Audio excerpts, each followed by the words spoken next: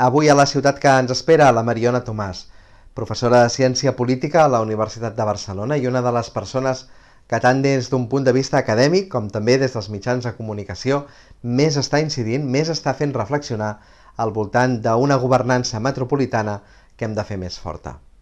La Mariona Tomàs, en aquest vídeo, se centra en un dels principals reptes que tenim en aquesta clau de continu urbà, el de la mobilitat.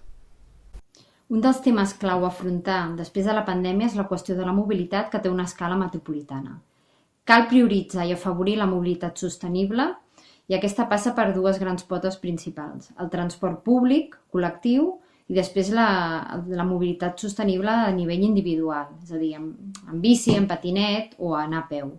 Pel que fa al transport públic col·lectiu, és important augmentar-ne la freqüència i la capacitat, alhora que acompanyar-ho de mesures de flexibilització de les entrades i sortides a les escoles, de les feines, etc., per evitar les aglomeracions.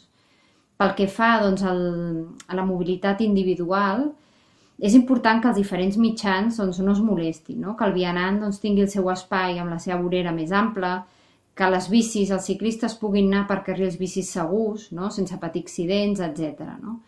I tot això és important fer-ho a una escala metropolitana.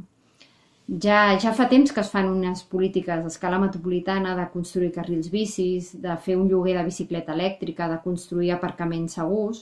Tot això se li ha de donar un major impuls. És molt important que l'àrea metropolitana estigui connectada, que realment la ciutadania pugui anar d'una banda a l'altra a peu o en bici, facilitada per aquesta xarxa de mobilitat a escala metropolitana.